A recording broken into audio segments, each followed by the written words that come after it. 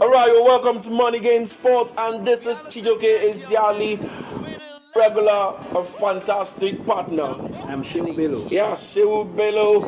The weather is a little bit funny today, don't you think? Quite cool. Alright. So it's a perfect weekend for us anyway. Whatever the weather is, whether hot, whether cold, whether rainy, whether sunny. But last week it was not fun for some fans like Arsenal fans and Manchester United fans, but it was joy for the likes of Real Madrid. It was joy for the likes of Barcelona and Liverpool and Manchester City. Well, we could say they share the spoils. Well, Shehu Bello, which particular game caught your fancy? Oh, definitely is the Liverpool versus Manchester City game. Ooh, hands down. It's a nice clinic of total football. Yes, if you are a good fan of just watching the beautiful game, you are going to enjoy it. And if you are into tactics and numbers, the game serve you everything. It's a complete football show. Exactly. Yeah, it's a complete football show. So I love that game. Yeah, some people are saying it's advantage Manchester City 2-2 at home, but some people are looking at it and say Liverpool have maybe tougher games, but they can still nick it. Yes, I believe Man City will of course, would have been the happier of both teams. Of course, it would have been a disaster for them to lose that game, meaning that Liverpool would have gone up. Of course, but they would have preferred to win it and put some distance between themselves and Liverpool. It's just 1 point that separates both teams right now, and they've played equal number of games. So it is still, yes, definitely it's advantage Manchester City.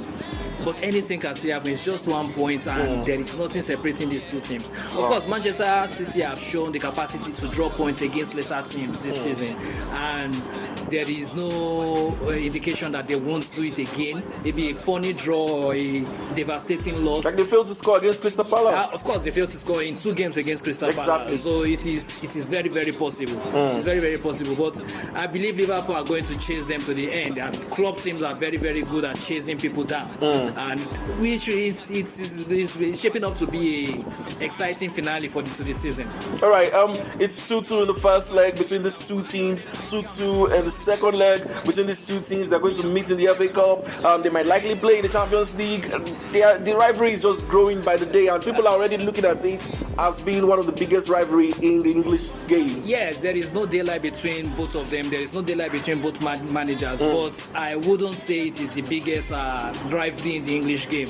Yes, I will always give it to the Sir Alex Ferguson and St. Wenger rivalry. Wow, those were testy games. Those were testy games. The players were into it. The players hated each other. The managers don't like each other. There is no handshake, no hugs, no GSA exchanges after the matches. Everybody going up either happy or sad or angry. That is a true rivalry. This one, they will shake each other. They will share wine at the end of the game and everything. Fine, it's a good rivalry. It's good for football, but the main rivalry that I believe defined the Premiership was that of Arsene Wenger and Sir Alex Ferguson. All right, one more thing from the game between City and Liverpool. Salah made an assist, but he has not scored for a while. Is it down to his contract situation? I believe Salah is a good professional, and I don't think it is down to anything. Salah will get the goals whenever he wants to get the goals. But the bottom line is he is still contributing positively to the team. That is the main thing. All right, away from that particular one, it's the race for the top 4 finish. Chelsea were fantastic. They did themselves a whole world of good. After a run of poor results, they bounced back with a 6-0 victory against Southampton. Yes, Thomas Tuchel actually confirmed that after their 3-1 defeat to Real Madrid in the Champions League, he gave the team what we call the classic air dryer treatment, popularized by Sir Alex Ferguson. So of course he run them down. He told them he wasn't satisfied, and the players delivered on the day. It was a total rout, and of course they did it away from home. Can you believe that? So it was a total rout, a total dominating performance exactly. Against Southampton that blow hot and cold. They are not a poor team, but you don't know the Southampton that will turn up but of course they did it. They did the business and they did it well. Wow, I'm talking about winning with big margins. Tottenham Hotspur, they also did themselves a whole world of good in the race for a top 4 finish with a 4-0 victory over Aston Villa. If you watch the first 30 minutes of that game, you would think that Aston Villa were going to destroy Tottenham Hotspur. Of course, they scored within the first 10 minutes, but after that, for the next 20 to 30 minutes, it was all Aston Villa. They hit the crossbar. The goalkeeper made some fine saves. Defenders, last ditch tackles. Of course, one of the Spurs, Doherty, got injured in the first half. He was substituted. Aston Villa were everywhere. But at the end of the day, this is a classic Tottenham Hotspur football, transition football. Like I always say, they are the best counter-attacking team in the league. And once they score and then you give them the chance to sit back and hit you at the break, you are going to suffer. And that is exactly what happened. Wow. Away from that, Conte is doing very well, and it's looking like taking them to the top 4 finish. But Arsenal and Manchester United, both teams are looking like they are trying so hard to not qualify for the Champions League for next season. Yes, I think the Guardiola effect is having its toll on. I think Arteta learned too much from Guardiola, in the sense that you may have to of course, currently Arsenal are seated there in fifth position. Yeah. Yes, just about 3 points behind Spurs. Exactly. 3 points behind Spurs. But what happened to Arsenal was, of course, Tierney got injured last week, and he wasn't very confident with Tavares, his substitute. Of course, Thomas Partey also got injured. He brought in Lokonga.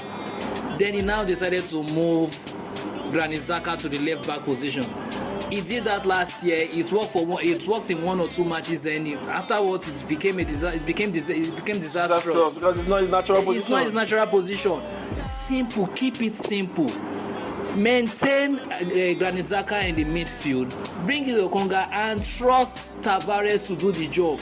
It is that simple, but these coaches just make things complicated, and at the end of the day, it's all show because the players were, of course, the system they were used to was totally destroyed, was totally disrupted, and it showed in the game. He could have kept it simple. And again, I saw a stat that shows that Lacazette was basically going out of. He was more or less deliberately not putting himself in positions to score. Yes, each time the ball is heading into the 18-yard box, apparently was hiding. Yes, the stat actually showed. That's a big accusation. Yes, the stat actually showed that Lacazette was hiding, and the eye test also confirmed it. I was watching the game, and there was a move there was a move in the second half that I believe if you're a central striker, you should be in the thick of things. At the shoulder of the last defender, and Lacazette was far towards the corner post. An attacking move, and what were you doing over there? Wow, it's a pity that both teams are really not doing well. Manchester United, a very clumsy 1-0 defeat against Everton. That is what people will call a death spiral right now. They are one of the top candidates for relegation, and Manchester United contrived to lose against them. Made Lampard feel like a very good coach for one day. I believe Manchester United fans have the right to be angry. They really do, because Everton is on a death spiral. Of course, they are more likely going to be relegated this season. But you gave them hope. It is quite disappointing. It's shameful. Manchester United are planning to sign a new manager, and it's looking like Ten Hag would come in. Are you seeing him as somebody that would transform things for United? I naturally am not comfortable with coaches that come in from the Eredivisie, from the Dutch league. They don't really do well. I believe Ten Hag would have benefited if he coached a smaller team in the Premier League, or coached maybe in Spain and Italy before he came to England. Somehow, the quality of the Eredivisie is not as high as the Premier League, and their coaches find it like a cultural shock to adapt. Of course, Ten Hag may come in and become an instant hit at Manchester United, but United are taking a huge risk signing him. Wow. So away from the English Premier League, we'll move over to the La Liga. Just briefly, we'll look at just two sides there. Real Madrid, Barcelona. Real Madrid defeated Getafe 2-0, and Levante got 3 penalties, scored 2, lost 1, and lost the game against Barcelona by 3-0. Real Madrid have the league to lose. Exactly. The league is theirs, and they should just wrap it up in the next couple of matches. Barcelona, their upward trajectory under Xavi continues. Exactly. He's having the time of his life right now. After the initial shaky start, he has got the team playing his style of football, and apparently he's having fun. Of course, you have to feel for Levante. They could have actually gone home with at least a draw in this game, but they contrived to lose the game despite having 3 penalties. 3 penalties in the game. It is quite fun. It is quite disheartening. It's quite disheartening. If I'm a fan of the club, I'll be like wondering what the hell happened. No, yeah, but it is football actually. It is always that's the dynamic about the game anyway. All right, let's switch over to this weekend. You know, we told you it's weekend ready, and we love weekend at Money Game Sports. And this weekend, starting from Friday, AC Milan will be playing Genoa. AC Milan have been struggling for form in the last 2 games, and they are somehow still top of the log. Do you see them winning the league this season? I cannot put my money on any team to win the league in Italy. It is just close. It is just too close. I mean, there are about 3 teams going in for the league. Exactly. And there is little daylight between them. Anybody could still win it. It could be won in the last day. The person sitting in third may actually win the league on the last day. So it's a very exciting thing. It's a very exciting league to watch. Though in recent times, some people have started questioning the quality in the Serie A. Some people are saying that look, players come to Serie A, they become superstars, but when where they are coming from, they are basically average players. And when they go back there, when they leave the Serie A to this Premier League, exactly to Premier League especially, they end up becoming average players again. But notwithstanding, it is still. We are still served good football in Italy. Exactly. And if you still want to enjoy your weekend and you want to just raise your leg and enjoy the beautiful game, I think the Serie A is still the best place to go. All right, so people watch out for AC Milan, Inter Milan, and Juventus as they slug it out to win the Serie A for this season. And over to the English Premier League, we have Spurs, Brighton, Manchester United, Norwich City. We have Southampton hosting Arsenal, Watford, Brentford. Just give us an analysis of your game here. Manchester United should beat Norwich easily. Norwich are relegation threatened right now, but Manchester United are low in confidence and. Well, on paper, Man U should collect the entire 3 points, but you don't know what will happen. Southampton will be reeling from their 6-0 defeat to Chelsea, and they want to bounce back in front of their own fans. Arsenal, well, we don't know if Arteta is going to have a brain fart again and do some magic and decided to play maybe the goalkeeper at left back this time. That's unfair. Yeah. That's unfair on Arteta. He has been trying. He has been trying, but the football is simple. Any coach that understands that football is simple will always succeed. Look at Ancelotti. I mean, he may actually win the Champions League with an ancient midfield. But if you play your best team in your best players in their most comfortable position, you will likely get at least 90% quality out of them, even on their worst days. That is simple. Don't try and do some tactical abracadabra, and think you are the next big thing. Keep it simple. Let your players play their natural game, and you get the results. That is football for you. All right, another one for the weekend. A big one actually. It's Liverpool again against Manchester City. FA Cup semi-finals. But 3. Exactly, it's part 3 And actually. now you must have a winner. Now you must have a winner. You must have a winner. This is a game to watch. I think no matter what happened, most football fans should just tune into this game and see what happened. I cannot say who is going to win this game. I think Liverpool will win it. Yeah, Liverpool have the mental edge. I see that in them. They have the mental edge. But of course, they are the chasing team. They are the hunting pack right now. What you can't take it away from Guardiola. Of course, if Guardiola decides to do is go mental again and decided to try something new and mess up the entire thing like he did in the Champions League final against Chelsea. But you can't really tell. All right, so let's move over to other games in the English Premier League. Newcastle hosting Leicester City, West Ham, Burnley. To the La Liga, we have Granada, Levante, Atletico Madrid, Espanyol, Bilbao hosting Celta Vigo, and Sevilla, Real Madrid. This is second versus first. Third versus first, I mean. And Sevilla, this is their best chance to win the league in a long time, and they've been playing some nice football. Of course, they are coached by the former Spanish national team manager. Yeah, they are coached by the former Spanish national team manager, Lopetegui. I think he was even in the running to take over Manchester United at some point. Exactly, yeah, they considered him. That would have been a perfect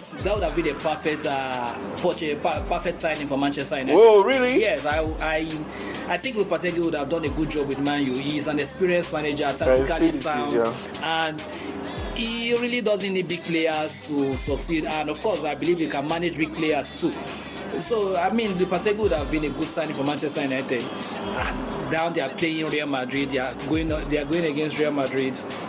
Of course, Barcelona just recently peeped them to second place. But that notwithstanding, I believe is the star match to watch out for in the La Liga this weekend.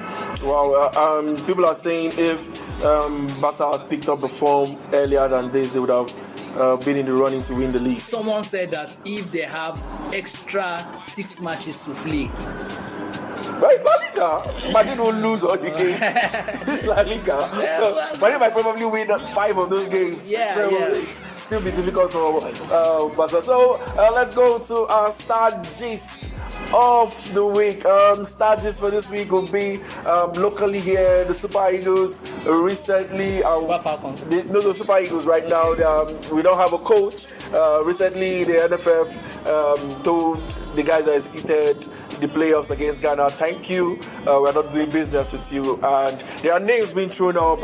We have Laurent Blanc, we have Philippe Cocu, we have Passero, and people are saying Nigeria are really, really serious about getting these guys. They are high-profile names.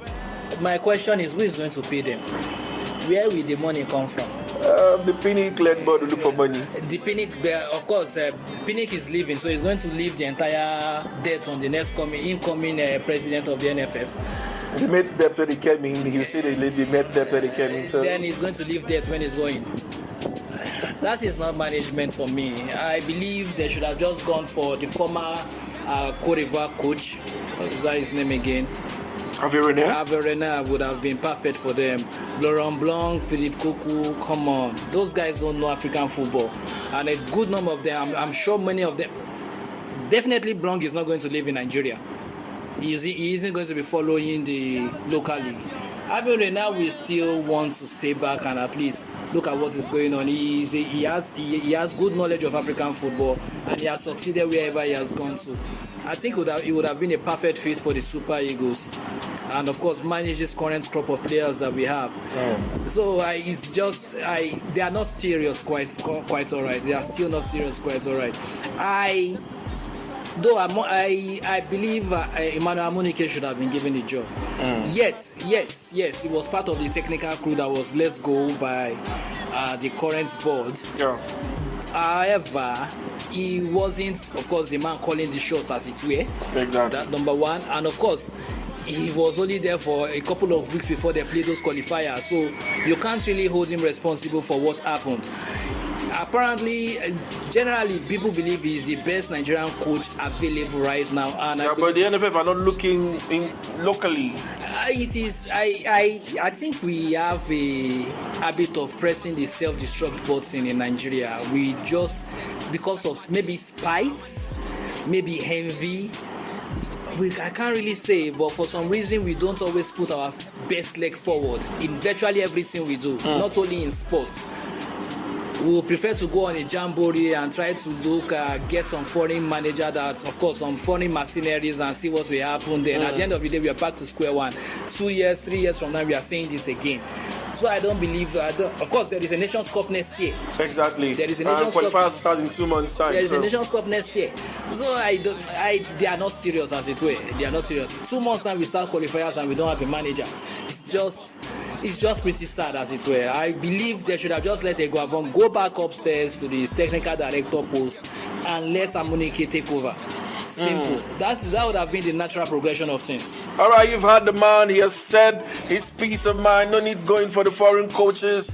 Guys, go to our YouTube page. Please like, comment, and join this topic, because the topic is really, really hot at the moment. The NFF have just about 5 days or so, or a week, to name a new manager. Let's see what they are going to do. And you mentioned the Falcons. They played 2-2 against the Olympic champions Canada. They lost earlier on by 2-0. So it's an improvement on the Falcons. And we're not going to discuss anything about that now because of time. We're wrapping up the show. What are your last words for the fans, Shehu? Yeah, keep listening to us. Of course, like CJ said, subscribe, enable the notification, and of course, we'll continue to serve you good content on this channel. Thank you very much. Thank you very much, Arrivederci.